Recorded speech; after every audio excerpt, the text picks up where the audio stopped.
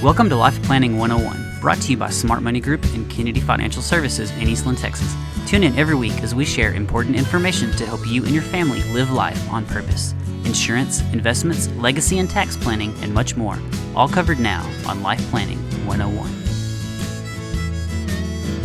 It is Life Planning 101 on this marvelous Monday morning on KTX KWBY, and we have Angela Robinson and a special guest, Jim Kennedy, in the office. I almost said Jim Robinson. But Brett would love that. speaking of practical jokes. Yes. There's an internal inside joke going on with that one for sure.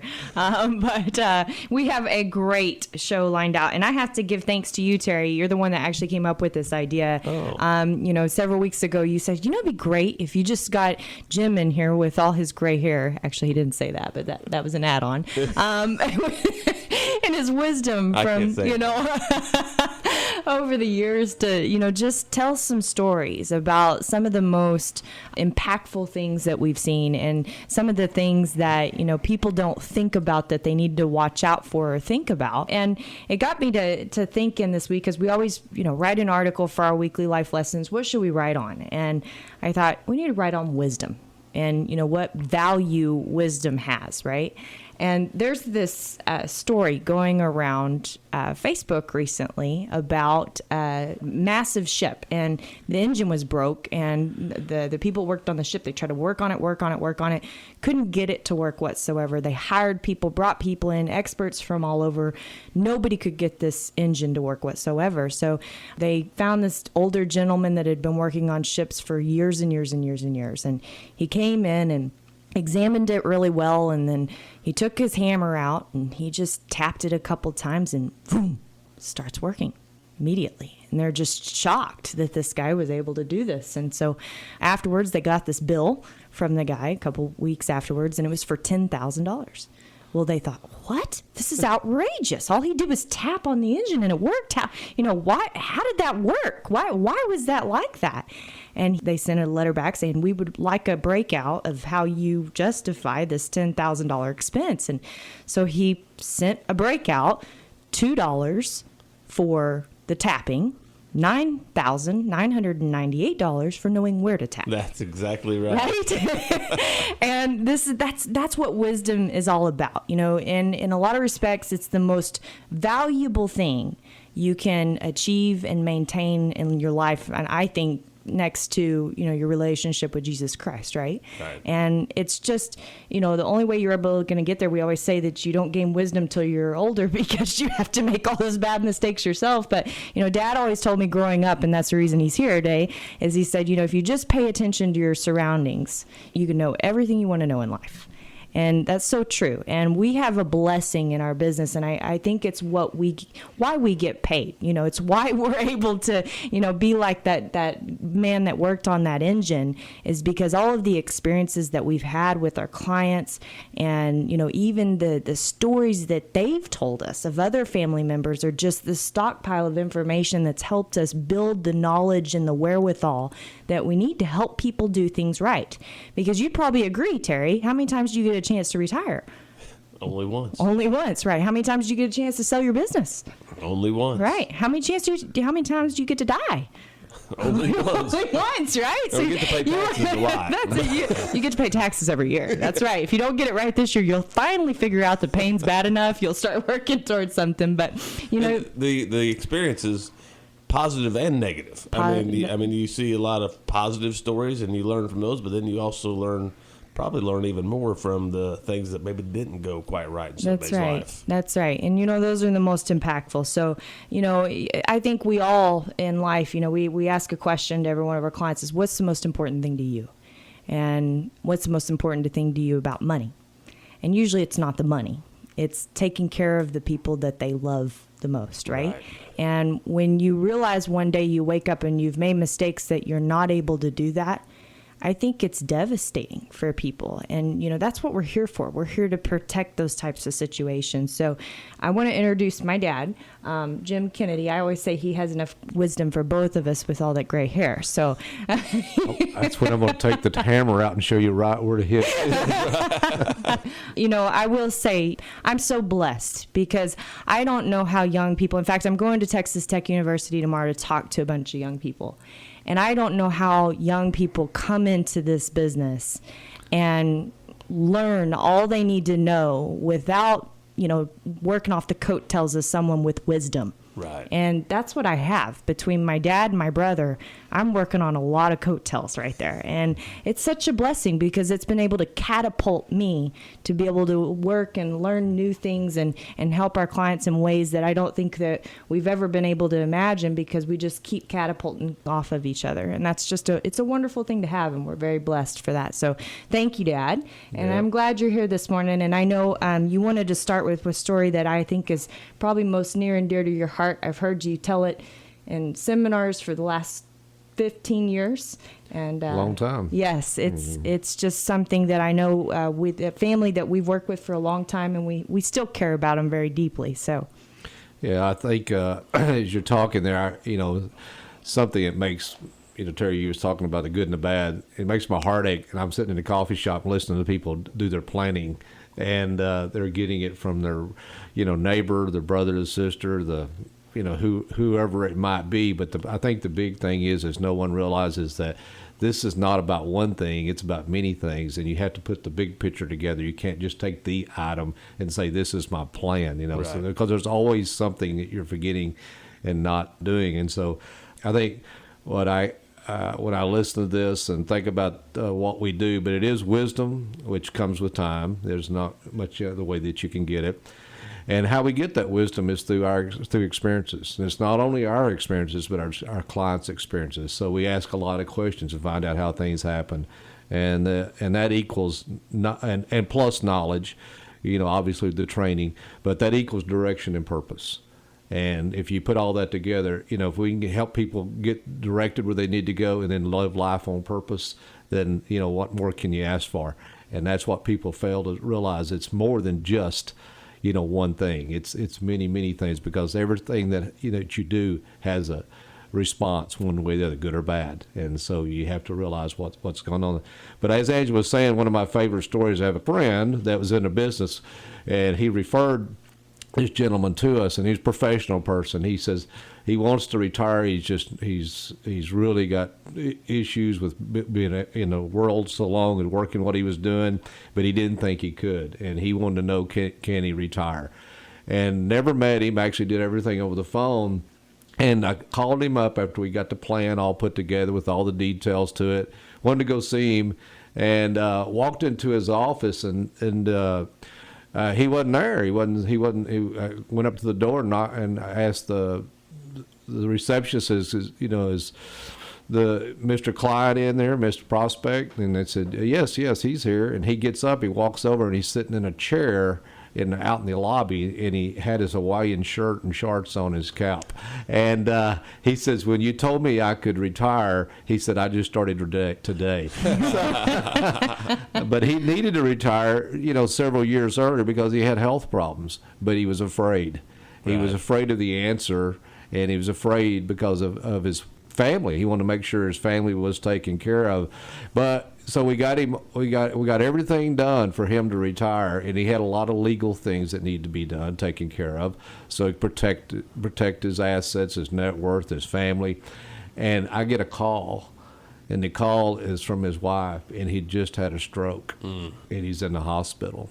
And so immediately I said, I don't know how he's doing, but did you get those documents signed? Did you get them done? And she said no. And so I get on the phone. I call this attorney because he already told us that he would be there. And he went down to the hospital. He got the documents signed, and this was after the first stroke. Within a couple hours, he had a second stroke, and he never was with us again. In a good way. Mental capacity. In mental capacity. He ended up going to a nursing home. Everything they'd worked all their life for was never experienced. it was a very sad situation, but it was also great that what time we did have that we got things done so she could live life the way that she wanted to live it. And it's gone down to the children and the grandchildren, and each set of family is different. Each one's a different way of planning, different thought process, but just being able to help them and see that. And so my thoughts are always, don't wait till you think you can retire. Don't wait till you think you can do something. Get direction way ahead of time. And he would have enjoyed probably 10 years worth of having fun with his family before this would have ever happened. And just because he had plenty of money, he just didn't know he had plenty of money. Right. And it wasn't cash. It was investable assets that need to be sold, things that he could do something else with. And but again, what was the most important thing? It wasn't those assets. No, it was his family, taking care of his family. And they've become very, very dear friends. Since then, his wife has passed away. So it's just been a great experience for us, but also just to look back and say, oh my gosh, what a blessing that a friend of mine called and said, you need to talk to this guy.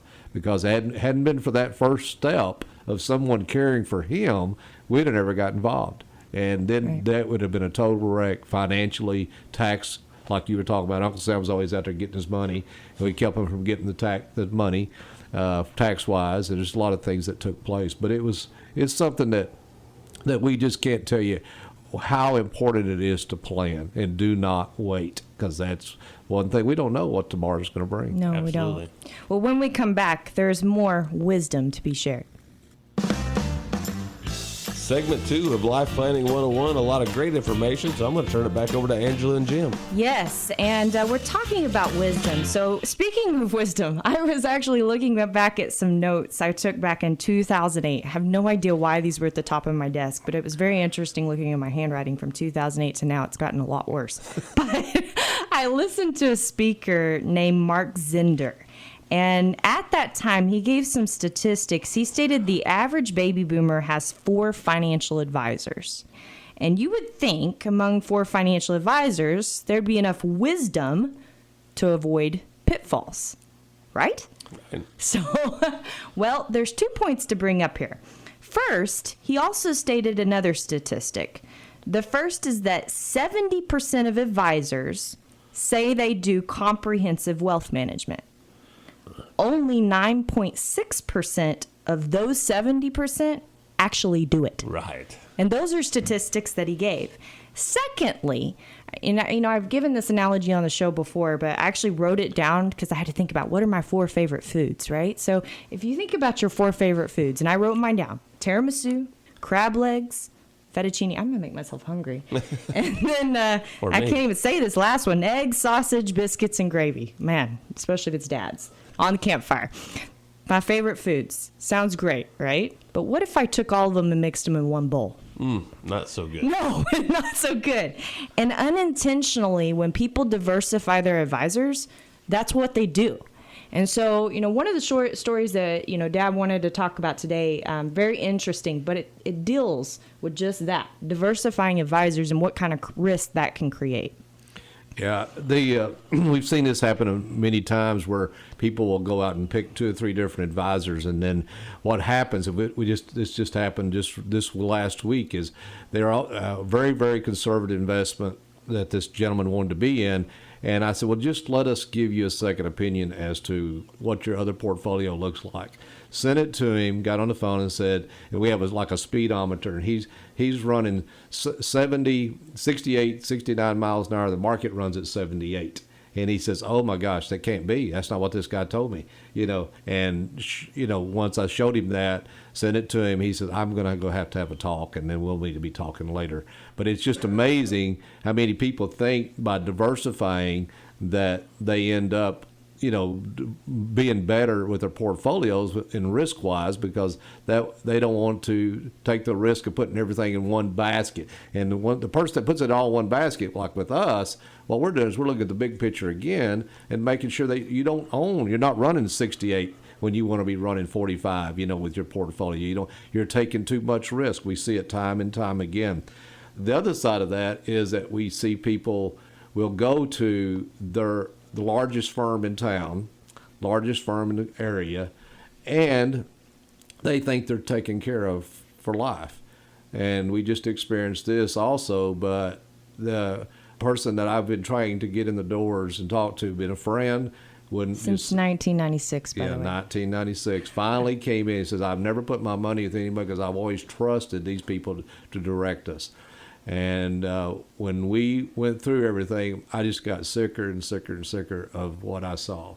And everything he'd done just about was wrong. Wow. And he's being taxed twice on his money across the board, which I know he never had any intention to do that, but he trusted the firm that he was dealing with. He didn't invest money, didn't put money back and get a deduction for it all those years that he was working along with his wife. He has less money than people that make very little money, and in his retirement accounts, because he thought he was doing what he's supposed to, and no one ever told him, hey, you need to max out your retirement plan. And he lives in a $500,000 home, and he's going to have to sell that home because he's not going to be able to stay retired. And it's it sounds sad. You may not feel too bad for him, but this man, I know, has put in hours and hours and hours Owning his own business. Owning his own business. All he's ever done is want to take care of his employees, his clients, and his family. And now he's down to he's going to have to sacrifice. And I think when we were talking to him, I think one of the best statements I heard Angela say to him says, as an employer, you've always been able to do what you want to do and write checks when you want to write them for something. Today, we have to look at it as you're on a W-2. In other words, you're getting a paycheck, and this is all the money you have. It is all you can spend it on. Is what's there. If you spend more, you're going to go broke sooner. And I know you don't want that to happen. So there's got to be major changes in your life. And, again. But just imagine had he started planning when you asked him to in 1996. The difference between what could have been and what was, because it wasn't that he lacked success. And I think, that's the problem with most people we see is they outgrow the advisors that they're working with. Their success outgrows the advisors that they're working with. Well, they outgrow it, and also I don't think this particular firm really knew everything he had. No, and you see that all the time. You see people have different professionals across everywhere. They've got CPAs and insurance agents and attorneys, and nobody's talking to each other. Right. So the advice that they're getting is piecemealed. That's true. And it's like those favorite foods mixed in a bowl.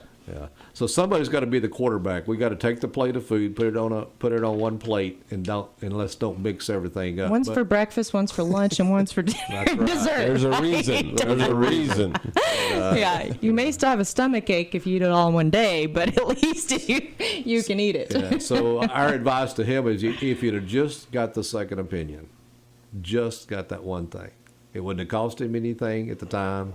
And It made all the difference in the world. Yeah, and it had been a huge difference in his life. Wow. We need to take another break. When we come back, more wisdom. Final segment of Life Planning 101 already. Angela? Right here on Life Planning 101, we have Jim Kennedy, the founder and the wisdom of Kennedy Financial Services. He shakes his head when I say that. I don't know if he knows that it's just his daughter talking, or It's like the the basketball coach that has 600 wins. And says, John Wooden. I just did it a long time. He said that's the only way you get the 600 wins. You do it a long time. That's right. Changing your behavior creates a discipline, and that's all we have to do is just know that we have to change behavior sometimes. So this entire program, this Life Planning 101, is about living life on purpose. And I think sometimes we forget that when we look at our money. We look at our money for what it is and not what it's for, when it should be the reverse. We should look at what it's for, not what it is, right? And I think these last few stories you've got to share with us go right in line with that of, it's not about what it is. And too many times the emotion gets a hold of us. Yeah, definitely so. And changes things. Yeah. I think the emotions is probably the hardest thing there is to manage, because when it comes to money, everyone thinks that they have to have so much money to be able to live the life that they want to live. And they think they need to make the decisions on how that money should be invested, how much they should spend, and all these things. And they really don't want a second opinion as to how that happens. And I'm just going to kind of piggyback on 2 or 3 different stories here, but emotions are so strong. There's a fear and there's a greed. We don't like either one of them.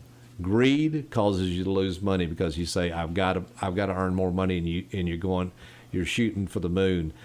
The fear keeps you from moving forward. Right. And you just can't have either one of those. And we've seen people in the down market when they just got so fearful they took everything out. And we had one client that one spouse wanted to take everything out, and of course the other one didn't want to make the other one unhappy, so they said, "Oh yeah, I'll take it all out." So on the way out the door, the one turns around back to me, "You put mine back in," and so don't you take it out. So 1 year later, we meet with them about their portfolio. There was literally 50% difference in the amount of money that was in their accounts. They both had the same amount to start with. Yeah. And the spouse that said, take it out, they were so fearful. How could you lose that much money? He says, I didn't lose that much money. It wasn't invested. And the husband, thank goodness he was there. He says, he begged you. He got on his hands and knees and told you, please do not take this money out of the market because you will lose money. He told you that. And his money doubled in that period of time. And after that, she comes back in. She says, do whatever you want to do. I'm taking pills. Taking my happy pill. I'm taking my happy pill, and I'll do whatever you say do. So, she realized the mistake she made. So many people don't realize that. Another type of emotion that we see is the mental illness emotions, thinking that they need to do something because they're not thinking clearly. And this is probably one of the hardest things that we're facing today is who do we talk to when we know you're not making good decisions and we know that dementia is setting in. So this person actually took money out, bought a house with it, didn't even remember where he got the money. He said he got it out of his checking account. And it came out of his investment account. And then he took money out and actually put it in a different investment, lost over 50% of his money because of taxes, and the investment went down, and thinks that he lost the money. And the spouse is not strong enough to protect that money from this one individual. And so we know dementia is setting in and Alzheimer's is setting in, and it's a huge problem. So, we want to have that relationship with the kids, somebody else that can pull the trigger and say, don't let mom or dad spend everything they have or do things that's going to cause them to lose everything they have because of this mental illness issue. And the last thing that I think that we want to talk about is husbands and wives, like Angela said from the very beginning. The number one thing is it is money, but money is only a tool that helps take care of our family. And so we want to take care of our family. And so sometimes we see people that when they lose a spouse from death, accidents, sickness, or even sometimes divorce, but mostly it's a tragic thing that happens. If they haven't done good planning in their life, they are not willing to make changes in their life. And so that person, especially the people that are used to spending money, and they have a big home, they have a lot of expenses like to go, they continue to spend, and then all of a sudden they wake up one day and they're 60 years old and there's nothing there. So guess who's going to have to take care of them? The kids. Yeah. Do you think the kids want to take care of their parents? No. I can tell you, no, none of them. We have not found one, not even my daughter wants to take care of me. And I begged her. I got on my hands and knees. I just begged you to buy long-term care insurance. There's a difference. So the best thing you can do is talk your kids into paying for that long-term care. And that works out really well. I'm really happy that she's doing that. So thank you, Angela. But it is an issue, and we hate to see this, but people have to be willing to make changes when changes need to be made, and they need to have somebody. I think it all boils down to trust, but they don't know who to believe, who to trust. They just want to believe in themselves. So that's right. And you said it best, Terry, that we don't claim to know everything at Kennedy Financial Services. We just want, our job is to quarterback it, to make sure that we may remain proactive. And I think the biggest thing is that we know enough not to settle for the words no. We know the answer can be found somewhere, somehow. We know enough to ask the questions that people don't know to ask. We know enough to be able to talk to professionals when you don't feel comfortable talking to professionals or don't even know what professional you need to go talk to. And we know enough to be able to know that you need that holistic, comprehensive planning. You do need it. Everybody needs it. And that's extremely important, and it's often never done. And that's where these tragedies end up happening. So, if you want to avoid that stress and want to be able to take care of your family, that's the most important thing, right? Right. So Great we want to show. thank you for being on the show, Dad. And I know we probably went long, but God bless everyone. And this is Life Planning on 101 with Kennedy Financial Services here in Eastland, Texas.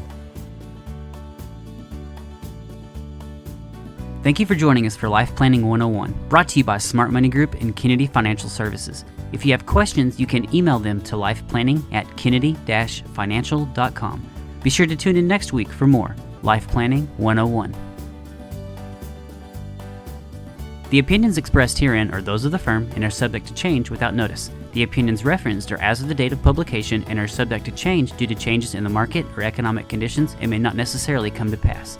Any opinions, projections, or forward-looking statements expressed herein are solely those of the author, may differ from the views or opinions expressed by other areas of the firm, and are only for general informational purposes as of the date indicated. Securities offered through Calton & Associates Incorporated, a registered investment advisor, member FINRA SIPC. Investment advisory services offered through Smart Money Group LLC. Kennedy Financial Services and Smart Money Group LLC are separate entities and are not owned or controlled by Calton & Associates Incorporated.